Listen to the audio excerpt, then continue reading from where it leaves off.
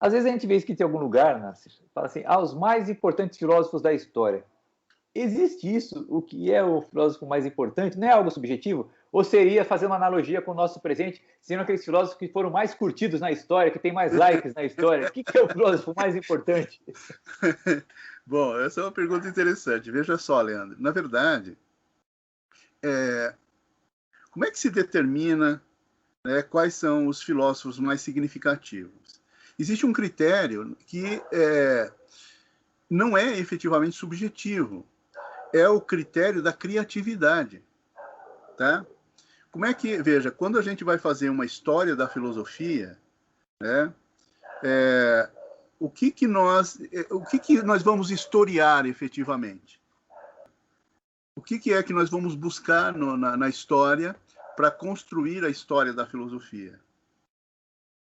Na verdade, o que nós buscamos são aqueles exercícios de pensamento que tentaram compreender racionalmente a realidade para, eventualmente, agir sobre ela e para melhor explicar os fenômenos, explicar todas as coisas referentes ao homem, à vida, ao mundo. Né? Então, essencialmente, é isso que a gente procura. Né? Veja, provavelmente, no caso da filosofia antiga, muitas obras desapareceram. Então, nós não podemos mais resgatar com exatidão, né, o que foi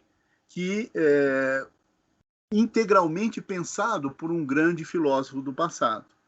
À exceção, né, do Platão, por exemplo, que nós temos praticamente toda a obra, do Aristóteles, né? Nós conhecemos o Sócrates por intermédio do Platão. Veja só, o que nós fazemos, né? O que a historiografia faz? Você faz um recorte temporal, procura naquele período os autores que praticaram o exercício de pensamento nesse sentido, explicativo, compreensivo da realidade, compara essas obras, esses autores, né? E aí você vai perceber a criatividade usada por cada um ou conquistada por cada um. Porque para você perceber a criatividade, você tem que fazer comparações. Né? Você tem que ver o que um fez, o que o outro fez, né? Para saber até que ponto ele foi criativo ou ele chegou a desenvolver o próprio pensamento. Né? Ora, uma vez equacionado vários autores durante um período, ou aqueles que manifestaram o seu pensamento, deixaram um registro literário do pensamento, você pode avaliar, né, pela criatividade, mas também pela repercussão. Né? Ou seja, alguns autores exercem influências muito decisivas em autores futuros. Né? Ora, por que eles estão exercendo essa influência, né? E o futuro, ou os pósteros a ele, estão recepcionando, né, esse seu pensamento. Né? Ora, isso, aliado à criatividade e à repercussão histórica, você já tem um parâmetro mais ou menos rígido para determinar quais seriam ou quais são aqueles filósofos que receberam mais like, né, poderia dizer assim, né, ou os mais significativos. Então, veja, entra o componente da obra, a expressão literária, né, dessa obra, né, essa expressão podendo ser comparada com autores da mesma época, né, e aí você estabelece cronologicamente, né, a valoração, faz uma valoração de cada um dos grandes autores, né? Quer dizer, você passa a situá-los numa certa sucessão cronológica, sucessão histórica. Né? Veja, quando nós chegamos à contemporaneidade, por exemplo, tá? Hoje, né? Como é que nós vamos fazer isso? Nós não temos parâmetros. Né? O que nós devemos fazer?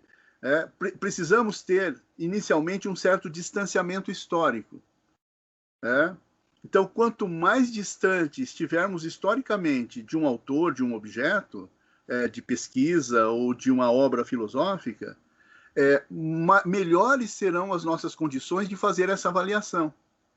Então, nós recolhemos, depois de um período razoável, né, aquele conjunto de obras, comparamos essas obras e comparamos também e verificamos a repercussão que elas tiveram, né, a aceitação, o debate, a discussão que ela provocou, né, e isso nos permite, né, fazer uma caracterização, né, de quais são os autores mais significativos, né? Então, a base fundamental é o uso da criatividade racional. É isso que nos permite. Agora, também é interessante o componente da repercussão. O componente da repercussão é a curtida. Isso, isso, exatamente. É o que é mais citado.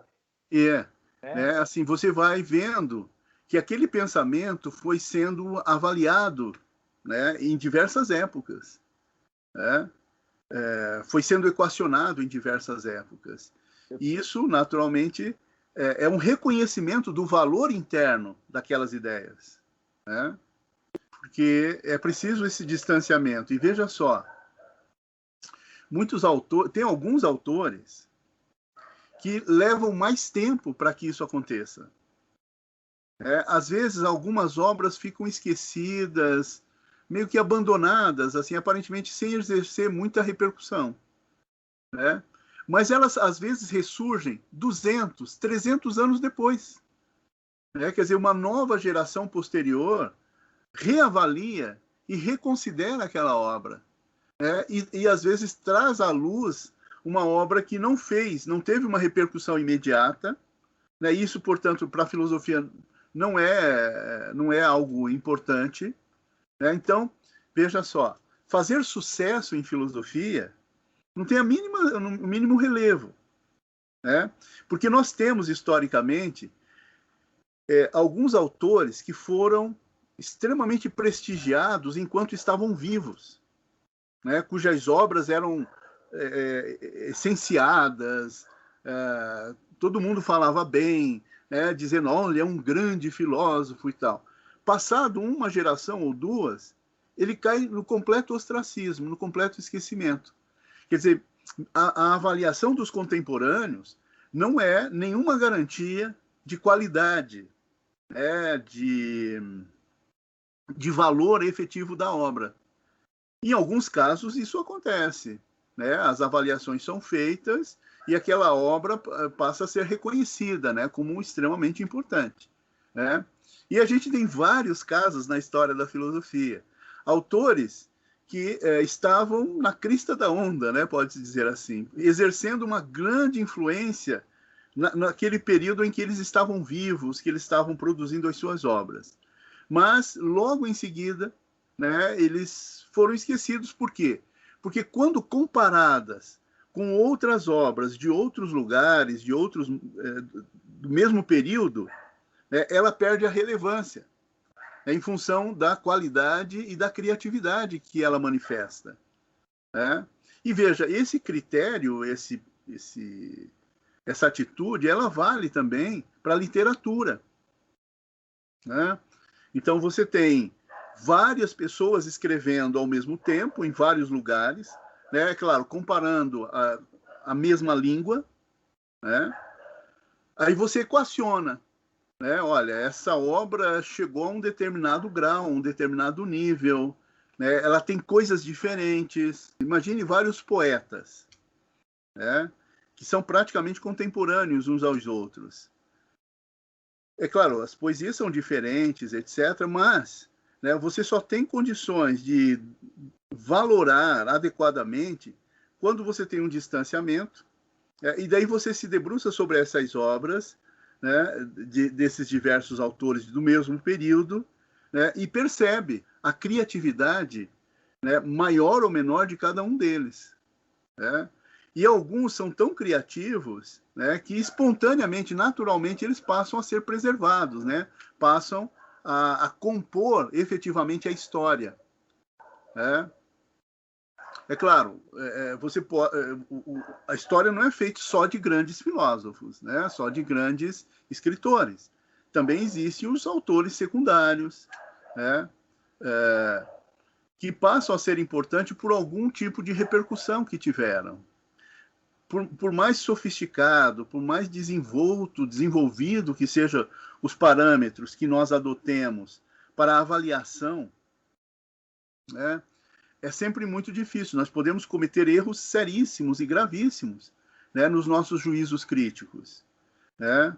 E tem, a literatura está cheia de exemplos assim, né? É raro aquele crítico, né, que percebe o valor, o grande valor de um autor, de uma obra, mesmo que ele discorde ou o que quer que seja, mas ele consegue reconhecer, né? E ele chama a atenção para o valor da obra, né? Para o valor criativo de uma obra, etc.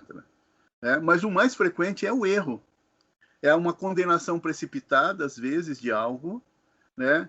Mas com o passar do tempo, aquilo vai se remodelando, se refazendo e se reconstituindo, né?